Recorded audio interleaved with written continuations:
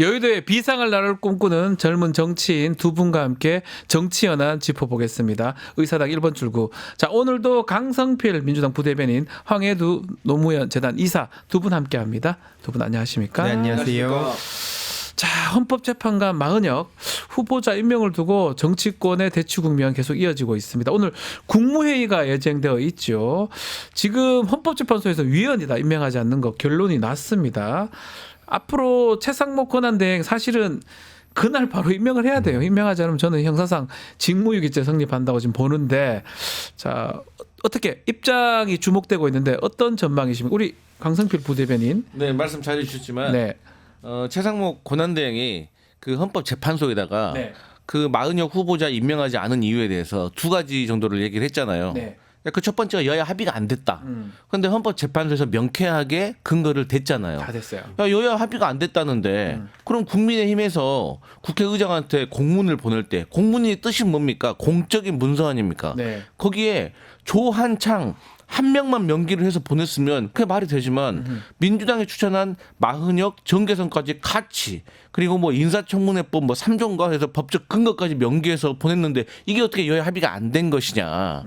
그리고 두 번째로 이 절차에 대해서 하자를 잡았는데 네. 아니 이미 인사청문회가 끝나고 나서 국회 본회의에서 표결을 거쳤는데 이게 절차인 거지. 그래서 임명해라라고 했는데 이걸 안 한다는 거는 헌법 제66조 대통령은 헌법 수호에 의무가 있는데 헌법재판소의 결정을 따르지 않는다는 거는 그렇죠. 헌법을 수호하지 않는다는 거예요. 네. 이거 박근혜 전 대통령 때 상당히 문제가 됐던 탄핵 사유였거든요. 두 번째로 우리 변호사님 말씀해 주셨지만 형법 122조 직무유기예요. 네. 그래서 저는 최상목 권한대행이 본인이 정무적인 판단을 한다. 뭐 결정문을 본인이 뭔데 정무적인 판단을 합니까? 그냥 시키는 대로 하면 되는 거예요. 네. 그래서 제가 좀 부드럽게 조언을 드리면 뭐든지 고민되고 애매할 때는 원칙대로 절차대로 하면 됩니다. 공직자가 다른 생각하지 마시고 그냥 하면 되는 것이고 그 다음에 정무적인 판단은 헌법재판소에서도 할 수가 있는 것이고 또 마은혁 후보자가 또 개인적으로 할 수도 있는 것이기 때문에 저희 민주당 내에서도 의견이 갈리는 게 있지만 네. 빨리 임명해라. 이게 정답이다 이런 말씀 드리고 싶습니다. 네. 자, 지금 뭐 어쩌면 헌법을 또 보고 또 형법도 얘기를 했는데 지금 당연히 해야 될 거를 본인 스스로 맡고 있고 자기가 뭔데 진짜 그 말씀 지금 하셨는데 이거 관련해서 헌법재판관 임명 관련해서 국민의힘에서 단식을 하더라고요. 이거하고 단식이 맞습니까? 뭐 생뚱맞아요. 이게 단식 밥 먹어요 그냥. 이게 뭐 어떻게 봐야 됩니까? 심지어 그 단식도 이제 릴레이로 네. 한다는 거 아닙니까?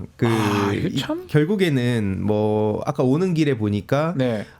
최상목 씨 같은 경우에도 그 이 내부 수기 과정을 또 거치겠다. 그래서 뭔데요, 오늘 자기들이. 이제 안 한다는 식으로 얘기를 또 하더라고요. 그러니까 이건 사실 뭐 최상목 대행뿐만 아니라 지금 국힘도 어디를 바라보고 있는가가 명백히 드러났다는 거죠. 네. 지금 내란 선동 세력들이랑 지금 같이 한 몸통으로 있기 때문에 결국 이거는 뭐 국회 합의 과정이라든지 아니면은 뭐 헌재 결정이라든지 이런 게 필요 없고 한마디로 나는 지금 윤석열 그 지지하는 그 내란 선동 세력들 이들과 지금 같이 움직이겠다는 그 이상도 이하도 아니라 봅니다. 그렇기 때문에 사실 이게 상식적으로 아무리 우리가 뭐 예측을 하고 혹은 비판을 해도 의미가 없는 게 다 거기 있는 거죠.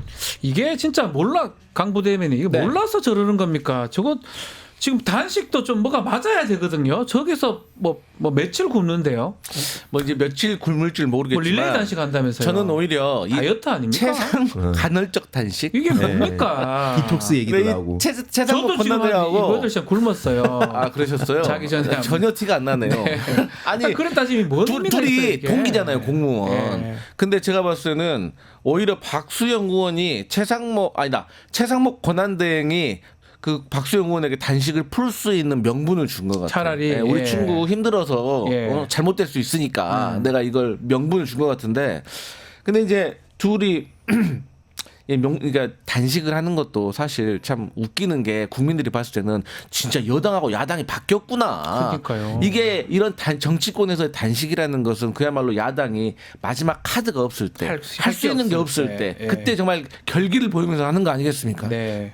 이미 릴레이에서 망한 거죠. 그러니까 저들이 지금 바란 건 이거라 봅니다. 뭐 그런 식으로 해서 자기 지지층한테 어필하는 동시에 이재명 대표님 단식을 조롱하고 있잖아요. 그때는 그랬잖아요. 네. 기억나시죠? 네, 예. 지금도 하고 그렇게 하고 있거든요. 이재명 단식과 다르게 하겠다. 이게 결국 뭐냐면 그 이름값 높이려고 그런 식으로 지금 하고 있는 겁니다. 그러니까 이게 참 인간으로서 할 수 없는 짓을 하고 있는 거죠. 참 좀 납득이 안 돼요. 단식을 할 상황도 아닌 것 같고 최상목 대행 그냥 임명하면 돼요. 임명하라고 헌법재판소를 결정을 둔 거잖아요. 헌법재판소의 그 뜻은 모든 국가기관이 따라야 되거든요. 근데 이제 그 입장에서 보면 예. 잘했다는 건 당연히 아니고 그 입장에서 보면은 이제 만약에 임명을 하게 됐을 때 네, 바로 또 어떻게 되겠습니까? 화교가 되는 거죠. 학교가 되는 겁니까? 거기서 왜냐면은 너 지금 저 간첩들한테 점령당한 그 헌재. 왜냐면 네. 나경원 씨도 지난주에 말씀드렸듯이 뭐 헌재 외국인 임명 제한 뭐 이런 식으로 그 내란 세력들의 이야기를 받고 있거든요. 네. 그러니까 국힘당이 지금 그 뒷배 역할을 하고 있기 때문에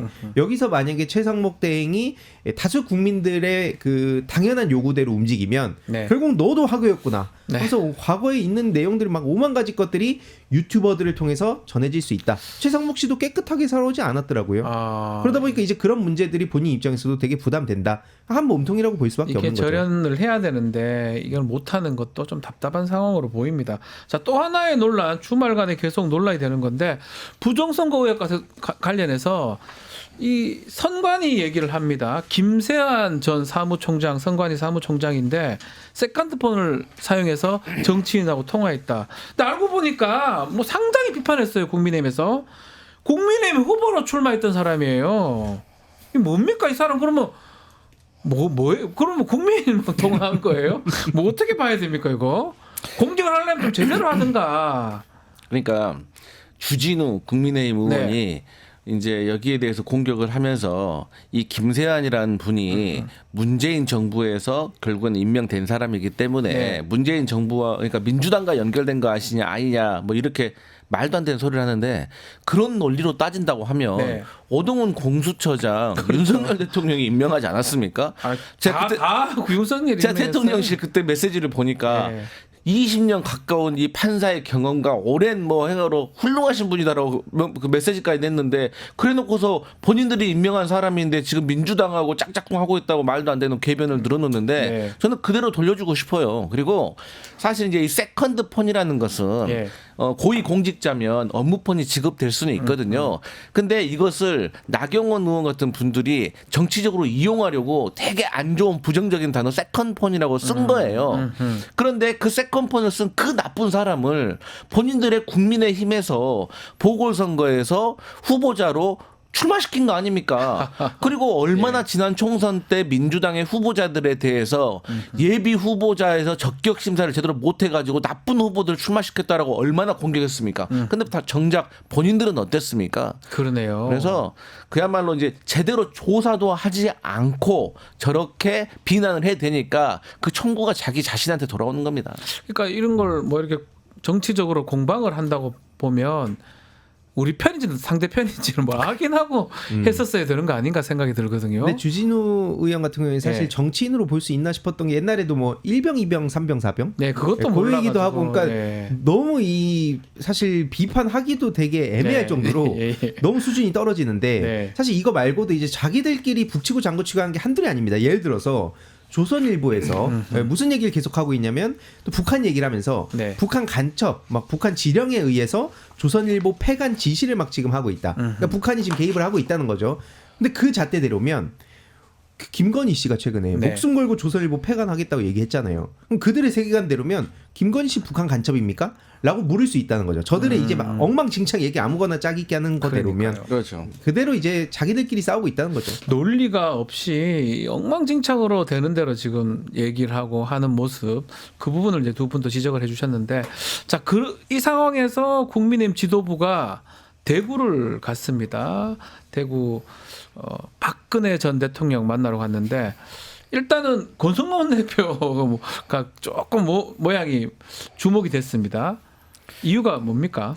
이제 8년 전에 네. 박근혜 전 대통령 탄핵 소추를 할 때 소추 단장이었죠. 원수 아니었어요? 네, 그러니까 네. 어제의 상황은 원수는 외나무다리에서 만난다. 8년 만에 만난인데 근데 이제 정치 숙명이라는 게 또 그런 것 같아요. 네. 그런 진짜 속으로는 얼마나 얼굴을 보고 싶겠습니까? 그러니까요. 그럼에도 불구하고 미소를 지으면서 또 나름대로의 덕담을 나눠야 되는. 하지만 속마음은 그렇지가 않겠죠.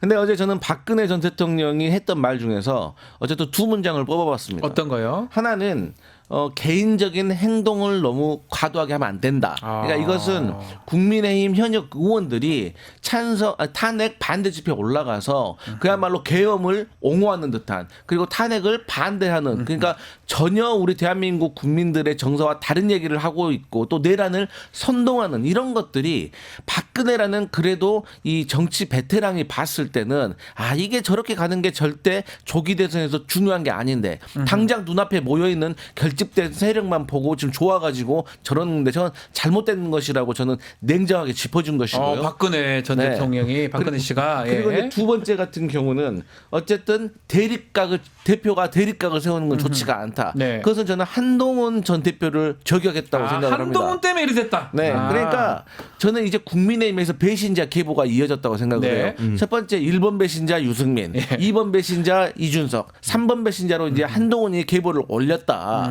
그래서 이 보수 정치에서 배신자론이라는 건 상당히 치명적인 거잖아요. 네. 그렇기 때문에 홍준표 그 대구시장이 계속해서 한동훈 그 배신자론을 지금 들고 나섰는데 네. 결론적으로 한동훈이라는 사람이 또 박근혜라는 이 정치 베테랑이 봤을 때는 능력이 없는 거예요. 역량도 부족하고. 그런데 능력도 없고 역량도 부족한 사람이 나오니까 다시 보수가 분열된다는 거죠. 그래서 저희 뭐 민주당으로서는 뭐 손해볼 게 하나도 없는 거지만 네. 어찌 됐든지 간에 보수 정치로 봤을 때는 이 한동훈의 등장이 분열의 시작이다. 그래서 하여튼 그 비명과 친명계로 나눠지고 있는 지금 국민의힘 어떤 대선 경선이 재밌어질 것 같다. 저는 그래 봅니다. 자, 그 얘기도 했었어요. 윤석열 대통령 수감된 게 안타깝고 또 국가 미래를 위해서 여당이 좀 단합해달라. 이런 메시지는 어떻게 이해해야 됩니까? 사실 좀 별 의미가 없다고 생각을 네. 하고요. 그러니까 이게 자기들끼리 지금 계속 그러니까 권성동이 심지어 자기랑 계속 싸우고 있단 말씀드렸었잖아요. 그러니까 지금 윤석열이 사실 제대로 된 표본을 보여줬죠. 왜냐면은 자기가 잡아넣은 세력들을 네. 죄다 끄집어 내주고 그게 이제 그 서천호 씨 같은 사람으로 연결이 되는 거죠. 그게 서천호. 이명박계 네. 있었던 사람들, 뭐 네. 박근혜계 있었던 사람들, 특히 이명박계가 가장 많이 중용이 됐는데 그 이제 특별 사면 문제. 사실 서천호 씨는 그 중에서도 이제 특별 사면이 아니라 특혜 사면이거든요. 특혜 사면입니까? 왜냐면 이게 이례적이 10년 한 사이에 서천호처럼 두 번이나 사면 받은 사람 없다. 예. 그러니까 결국에는 이제 댓글 공작하고 여론 공작하던 것들을 데려온 이유가 뭐냐? 라고 지적을 할 수밖에 없는 거고요. 그러한 서천호 씨가 결국 지금 국힘 배지를 달고 하는 얘기가 뭡니까? 선관위 공수처 헌재 부셔버려야 된다며. 가로로 만들어 부셔버리겠다. 그러니까요. 얘기했죠. 거기에 예. 또 막 전환길 씨, 뭐 박수영 씨랑 목도리 막 주고받고 있고, 그러니까 이런 모습들을 보면서 결국에는 이 아까 그 강성필 부대변인 말씀 주셨듯이 배신자론을 계속 부각시키는 동시에 자기들끼리 그냥 이제 결국에는 또 세력 다툼으로 이어질 수밖에 없다. 뭐 저는 그래서 아무 의미가 없다 생각합니다. 그 서천호 의원 얘기를 하셨는데 그 주말간에 집회에 가서 헌법 기관을 다 부셔버리겠다. 네. 야 이런 얘기를 현역 국회의원이에요. 그러니까요. 이걸 그래도 한다는 게 참 쉽지 않은데요. 선출직 아니겠습니까? 예. 그리고 이분이 이제 경찰 출신이에요. 그래서 부산 경찰 국정원도 국정원 네. 이사장도 하고 경찰청장도 하고. 근데 예. 그렇게 고위직을 했는데 이분이 범죄자예요. 그러니까 이분이 인터넷 댓글 여론 조작으로 그 아마 징역형 6개월인가 받고 집행유예도 받았을 겁니다. 근데 또 이분이 지난 총선 때 약속 사면으로 상당히 유명했던 분입니다. 그러니까 많이 사람들이 잊고 있는데 그 내용을 잠깐 짧게 말씀드리면 네. 이분이 피선거권이 없어요. 그러니까 선거에 출마할 자격이 없는 사람이에요. 그런데 본인이 지금 출마해서 당선이 된 경남 사천에 피선거권도 없는데 내려갑니다. 그러니까 주택 구입해서 살고 있습니다. 네. 이것은 그리고 나서 나중에 사면이 돼서 출마를 하는 거죠. 약속 사면 같은 느낌이 그래서 들어요. 예. 사면될 걸 미리 알았다는 거죠. 그러지 않고서는 우리가 뭐 돈이 뭐 한두 푼입니까? 사실 선거 그러니까요. 출마하는 게. 그래서 이러한 논란이 있는 분이 또 다시 무대에 올라서 헌법재판소를 부셔버리겠다라는 것은 저는 진짜 시정 어떤 잡배들이나 할 수 있는 말이라고 저는 봐요. 저는 현역 의원은 이런 말을 해서 안 된다고 보는데 네. 그러면 저는 이분이 왜 그런 극단적인 말을 했을까? 다시 말씀드리지만 그 지역구가 어쨌든 보수층이 좀 더 보수 성향이 센데 좀 아니겠습니까? 죄송한 얘기지만 네. 공천 받으면 될 가능성이 매우 높은 것 아닌가요? 그렇기 국민이? 때문에 이렇게 막 센 발언을 해가지고 이름 석자 좀 더 알리려고 하는 그냥 윤석열 대통령에 대한 의리가 아니라 저는 본인의 어떤 정치적인 목적 때문에 그런 거라고 저는 그렇게 해석합니다. 그래도 본인이 선출직이면 기본은 알 것 같은데 어떻게 공수처 선관위 이런 헌재를 부수자고 이렇게 얘기를 합니까? 이게 그러니까 윤석열이 그동안 얘기했던 네. 반 대한민국 세력, 반 국가 세력이 바로 저런 인간들입니다. 그러니까 이제 국힘당 자체가 지금 뭐 해명을 하는 거 보니까 이게 뭐 그냥 개별적인 발언이다 이런 식으로 또 넘어가거든요. 또 그러면 안 되죠. 아니 민주당에서는 현역 의원도 아닌 그런 사람들의 말을 왜곡하고 짜깁기 해가지고 막 난도질을 해대요. 그러면서 막 어떤 직책만 맡으면 그거 쫓아내는 게 그들의 종특인데. 그러니까요. 근데 현역 의원이 얘기한 건 개별적 발언이래요. 이게 얼마나 얼토당토하는 짓입니까? 그러니까 저는 이제 그런 차원에서 민주당이 늘 이 대화와 타협 저도 중요하게 생각합니다만 저것들은 이제 명백해졌잖아요. 저것들은 대화와 타협의 대상이 아닙니다. 물체로 표현하셨구나. 저는 왜냐면은 저 정도 얘기하면 저는 이제 대화할 건 아니다 이 말씀이잖아요. 맞습니다. 아니 이게 인간으로서 우리가 해야 될 말이 있고 아닌 말이 있는데 계속해서 그냥 이재명 대표 비난만 하고 그것도 이유가 뭡니까? 자기들이 그 내부에서 지금 여러 가지 곤란한 상황이 오니까 쌍권, 권영세, 권성동 씨가 지금 엄청 곤란한 상황이에요. 그러니까 그거에 대해서 자기들이 할 말은 없으니 윤석열은 지키겠다는 얘기를 하면서 또 중도는 고려해야 되니까 마땅한 답은 없고 그러니까 그냥 이재명 대표님 비난만 계속하고 있는 겁니다. 저것들이 어떻게 무슨 정당입니까? 반 대한민국 세력이죠. 네.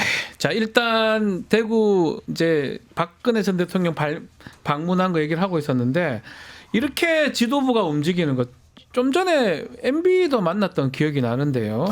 정치인들이 전직 대통령 만나는 거 이건 목적이 다 있겠죠. 결국은 TK 쪽 결집 이것을 유도한다 이렇게 봐야 됩니까? 어떻게 보십니까? 아니 도대체 결집을 언제까지 시킬 건지. 아니 지금 결집하다가 제가 봤을 때는 다 풀어지고 있는 거 아닙니까? 그러니까 이게 TPO 때와 장소 이게 상황이 중요한 거 아니겠습니까? 이게 힘을 쓸 때 써야지. 우리 민주당 그런 면에 있었을 때 야권의 지도 얼마나 현명합니까? 지금까지 힘을 아껴오고 있잖아요. 근데 여기는 물론 이제 윤석열 대통령이 탄핵이 눈앞에 와 있고 또 이 탄핵 심판의 변론을 보니까 말도 안 되니까 자기들이 봐도 좀 부끄러운 거예요. 그럼에도 불구하고 민주당에게 정권 넘길 수는 없다라는 어떤 이 절박함에 팽팽하게 지금 결집을 했는데 결국은 이 결집도 계속 시간 문제다라고 저는 생각을 해요. 그래서 저는 너무 국민의힘이 너무 힘을 다 소진해버렸다. 그래서 이제 조기 대선에는 쓸 힘이 남아있을까? 저는 그런 생각을 해봅니다. 그러니까 대구 이런 데 가면 대구 사람들이 호응을 계속 하나요? 어떻게 보십니까? 그래서 그래 가는 거라고 봐야 됩니까?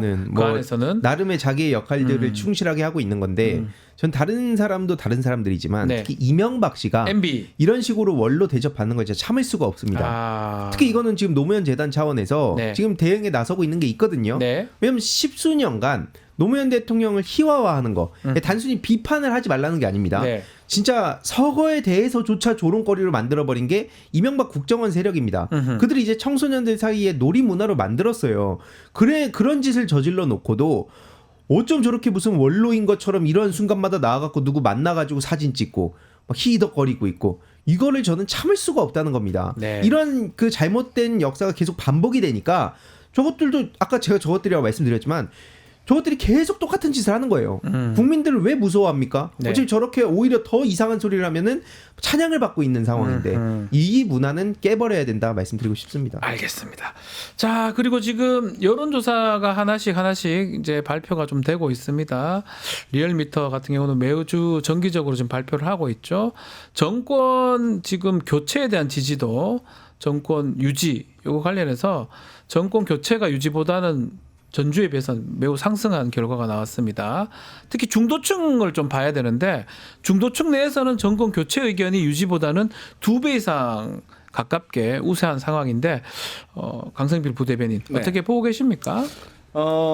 일단 저는 이거 한 두 가지 정도로 분석을 하는데요. 첫 번째로는 어쨌든 간에 윤석열 대통령의 탄핵 심판을 보면서 중도층이 마음을 돌린 거죠. 그 이유가 뭐냐면 우리가 크게 한 세 가지. 선관위 병력 내가 출동시켰다. 그래서 영장도 없이 사람을 제압을 하고 휴대폰 뺐고 이건 명백한 헌법 수호기관에 대해서 침탈한 거거든요.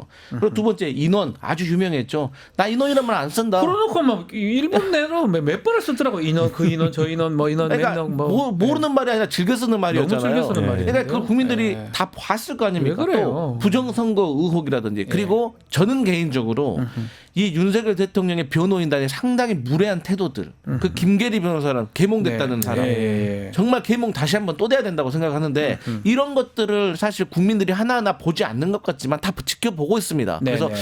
이 비상계엄이 잘못된 건 알았지만 그래도 납득할 수 있는 이유가 있길 바랬는데 납득할 수 있는 이유도 없었구나라고 없었다. 마음을 돌렸고 아하. 두 번째로는 제가 자꾸 말씀드렸지만 김건희 윤석열 부부의 공천 개입에 대해서 직접적인 음성이 나왔지 않습니까? 그러니까 윤석열이 저번에 뭐라 했습니까? 아니 자기는 윤상현이 그 재보궐공관위원장인지도 몰랐다. 나는 정진석이 공관위원장인 줄 알았다. 그러니까 나한테는 그 말이 안 되는 소리다라고 했는데 음성이 나왔잖아요. 그래서 나 상현이한테 말할게. 예. 걔가 공관위원장이니까. 예. 또 김건희가 최근에 뭐 조선일보 폐간, 조중동이 기업과 거래한다, 목숨 걸었다, 목숨 너무 쉽게 겁니다. 예. 그리고 이러한 내용들이 공천에 개입한 것들이 나왔잖아요. 공선동, 윤한홍이 그런 것을 국민들이 이제 음성으로 직접 들으니까 안 되겠구나 이 세력들은 이렇게 생각을 해서 중도층이 이제 거부감을 느끼기 시작한 겁니다. 그래서 저는 정상으로 가고 있는 과정이라고 봅니다. 실제로 좀 정권 교체 연권 연장이 리얼미터는 사실은 LS 방식입니다. 상당히 그 응집도가 높죠. 보수나 진보나 붙었다가 최근에 좀 벌어지는 모양새예요. 이런 것들이 작동했을 것이다 이렇게 보시는 저도 거군요. 전적으로 동의하고요. 예. 목숨 걸고 해야 되는 게 이제 북한 간첩 뭐 얘기 자꾸 하니까 조선일보도 네. 목숨 걸어야죠. 그러면. 네. 그러니까 사실 이게 내란 쪽 말씀 주셨는데 저는 그 주변에 좀 물론 이제 주변 미터라고 소위 뭐 사람들이 얘기하지만 예. 다 맞는 건 아니에요. 다만 네. 이제 내란 같은 경우에는 워낙 이제 저 한밤에 해프닝이라고 저들이 초창기부터 도배를 해가지고 그렇죠.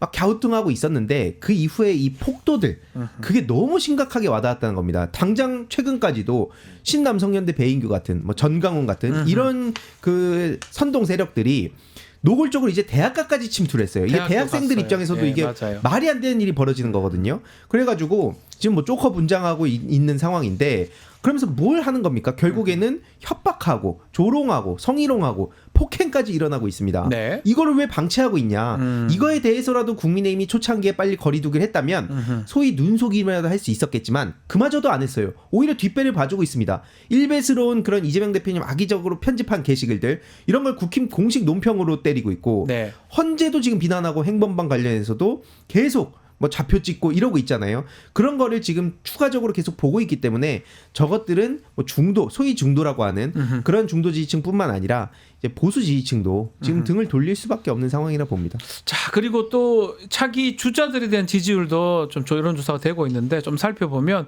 화면으로 잠깐 나가고 있습니다. 이재명 대표가 지금 제일 앞서고 있고요. 김문수, 한동훈 뭐 이런 순서대로 지금 가고 있습니다. 자, 어떻게 보십니까? 지금 이재명 대표가 뭐 진보층에서는 뭐 야권에서는 거의 가장 높네요. 총합도 야권이 52.1이고 여권은 39.8 뭐 여론조사 비슷하게 가는 것 같습니다. 강승희 부대변인. 그러니까 이제 이재명 대표의 지금 지지율은 네. 뭐 야권뿐만이 아니라 대한민국 전체를 통틀었을 때 대선에 도전하는 정치인들 중에서 압도적인 1위인 것이죠. 그렇게 네. 보이네요. 그 이제 어떻게 보면은 우리 국민의힘이 자꾸 압도적 지지를 일극 체제라고 안 좋게 얘기하는 것처럼 네. 지금 대선 지지율 자체가 일극 체제입니다. 그러니까 이미 이재명 대표에 대한 것은 검증이 끝났다는 겁니다. 네. 최근에도 이재명 대표가 유튜브라든지 어떤 방송에 나갔잖아요. 제가 그분을 다 만나봤습니다. 만나가지고 어땠어요 느낌이 하니까 확실히 준비가 되어 있다. 준비되어 있다. 그러니까 여러 경제, 사회, 복지, 문화라든지 모든 방면에 있어서 역시 오랫동안 대통령을 준비했던 사람으로서 정책적으로도 철학적으로도 단단히 무장이 되어 있다. 그래서 자신의 어떤 철학에 대해서도 바로 근거가 나오는 것에 대해서 인상 깊었다. 그리고 특히 그 3프로 TV 같은 거 있잖아요. 네, 그러면 경제 TV. 경제 관련 그러니까 나갔더라고요. 주식이라든가 네. 자본시장에 대해서도 이해도가 상당히 깊었다라는 평가를 제가 들었거든요. 그래서 당연히 이러한 결과들은 저는 당연한 거라고 생각을 하고 그에 비해서 이제 여권의 주자들이 이제 친명과 비명으로 나눠지지 않겠습니까? 여권이 어떻게? 그러니까 아니죠. 친윤이죠, 비윤이죠. 아닙니다. 친명 비명. 친명 비명이니까 그러니까 친명태균, 그러니까 명태균 죄송합니다. 게이트에 네. 관련이 깜짝 있는 자, 놀랐어요. 네. 비명, 명태균 게이트로부터 자유로운 자. 근데 제가 죄송해요. 뭐 누가 예. 자유로운지 모르겠지만 네.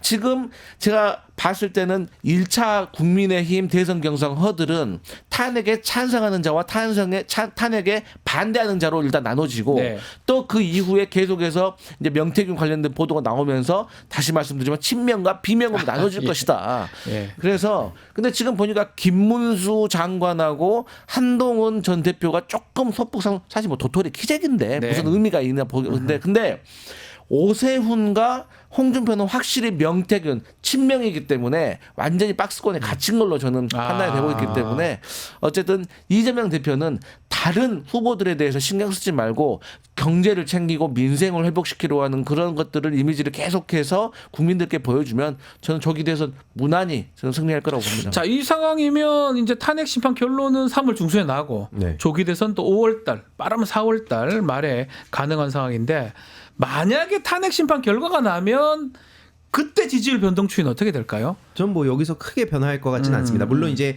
저 내란 선동 세력들 사이에서 뭐 일부 움직임은 있을 수 네. 있으나 뭐 말씀 주셨듯이 이재명 대표님 워낙 압도적이기 때문에 제가 그래서 뭐 다른 긴 설명 필요 없이 민주당의 자유와 다양성 전 되게 중요하다 보거든요. 예. 다만 그 방식에 대해서 좀 간단히 말씀드리고 싶어요. 뭐냐면 이런 상황에서 이재명 대표님을 지금 막 헐뜯고 있는 민주당을 나간 사람들이 있지 않습니까? 좀 많이 헐뜯고 그런 있어요. 예. 부류하고 같은 식으로 민주당 내에서 목소리를 내면 언론은 좋아할지 모르나 이거는 이번 대선 문제가 아니라 앞으로 장기적으로 정치 활동이 어려울 수가 있다. 왜냐하면은 지금 이거는 평상시 상황이랑은 지금 완전 다른 거의 다수의 국민들은 지금 벌벌 떨면서 전쟁에 가까운 상황으로 지금 이걸 임하고 있단 말이에요. 그렇죠. 그런 상황에 지금 이재명 대표님 일극 체제 얘기하면서 뭐 자유와 다양성이 사라졌다 내부에 계속 총질을 하는 게 과연 본인 정치 인생을 놓고 봤을 때 얼마나 도움이 될 것인가라는 것만 좀 보고 차라리 저 내란 선동 세력을 나는 이러한 방식으로 해결하겠다. 앞으로 저 뭐 폭도들이 지금 설치는 나라를 어떻게 하면은 빨리 회복하겠다. 이런 쪽으로 목소리를 냈으면 좋겠습니다. 알겠습니다. 하나만 좀 더 짚어보죠. 그 도표에 보면 안철수도 없고요. 출마 선언을 했다고 좀 보이는 이준석 의원도 없습니다. 네. 두 사람은 없는 건 어떻게 봐야 됩니까? 일단 그 안철수 의원은 철수한 것 같고요. 철수한 겁니까? 네. 그러니까 뭐 어렵게 생각할 게 없습니다. 없어요, 아예. 그냥 이제 안철수 의원 같은 경우도 사실 지도자로서 제대로 된 면모를 보여주지 못했고 네. 저는 그 치명적인 게 저는 국민의힘에 입당했다는 것 자체가 저는 본인의 정치적 자산을 다 잃어버렸다고 생각을 하고요. 그다음에 최근에 이준석과 관련해 가지고 제가 드리고 싶은 말씀은 정치자는 크게 두 가지 덕목이 필요합니다. 네. 능력과 인성. 근데 저는 그 둘 중에서 또 하나를 더 선택하라고 하면 저는 인성이 더 중요하다고 보거든요. 인성이 있어야 된다. 근데 과연 이준석이 지도자로서의 인성이 되어 있나? 저는 뭐 개혁신당 일에 좀 관심도 없지만 예. 대충 듣기로는 어쨌든 허은하 대표, 전 대표인지 대표인지 모르겠지만 예. 이분을 감싸 안지도 못한 거 아닙니까? 그런데 저는 그 방식이 상당히 폭력적이었다. 본인도 국민의힘에서 그렇게 억울하게 쫓겨났다고 항변을 했으면서 아니 허은하라는 사람을 좀 갈등이 있으면 본인이 만나가지고 해결할 생각을 안 하고 SNS에서 막 저격하는 그런 모습을 보면서 저는 지도자로서의 모습에 대해서 상당히 국민들과 젊은 남성들이 실망했을 것이다. 그래서 그 결과가 저는 대선 후보 지지율에서 사라지는 저는 그런 결과가 나왔다고 봅니다. 이준석 의원 우리 항의도 이사가 네. 또 말씀하셔야 되잖아요. 예, 뭐 안철수 씨는 사실 뭐 손가락 이후로 완전 날아간다 더 보기 이상 때문에 얘기도 안 하시고. 예, 얘기 필요 없을 것 같고 예. 이준석 씨 짧게 말씀드리면 세 가지 서사가 지금 다 무너졌다 봅니다. 첫 번째가 공정한 경쟁과 능력주의를 강조해 왔어요. 하지만 명태균이 등판함으로써 일단 망했고요. 네. 두 번째는 허은하 대표가 지금 최근에 언론 유착 예. 그 문제 제기했잖아요. 그러면서 이제 이준석이 말한 능력이 저런 거였구나. CBS죠. 네, 맞습니다. 예. 김현정 뉴스쇼. 그래서 그게 지금 하나 무너졌고 두 번째가 피해자 서사. 이건 앞에 또 말씀 주셨기 때문에 넘어가고요. 네. 마지막 세 번째가 토론왕 서사. 아하. 또 허은하 대표가 지금 20일째 토론을 하자고 있는 상황이에요. 네. 원래 이준석 캐릭터라면 부정선거 얘기하는 시민하고도 토론하지 했었습니다. 그러니까요. 그게 나다 이랬는데 지금 왜 이런 그 중요한 문제에 대해서는 도망치냐. 예, 런준석이 됐죠. 네. 알겠습니다. 그래서 주목 이 여론조사에 포집도 안 되고 있는 게 조금 눈에 띄는데. 근데 비호감은 1등이더라고요. 아, 그렇습니까? 그걸로 위안 삼기 바랍니다. 네, 알겠습니다. 자, 오늘 말씀은 여기까지 듣겠습니다. 항의도 이사 강성필 부대변인 두 분 감사합니다. 고맙습니다. 유튜브 구독하고 실시간 채팅과 댓글을 남기시면 매일매일 7,000TTCO를 드립니다. 참여 방법은 통통물 어플을 다운로드하고 회원가입과 로그인을 해주세요. 마이페이지에서 나의 회원 고유 번호를 복사해주세요. 유튜브 구독 후 실시간 채팅이나 댓글창에 고유 번호를 한 번만 입력하면 준비 끝!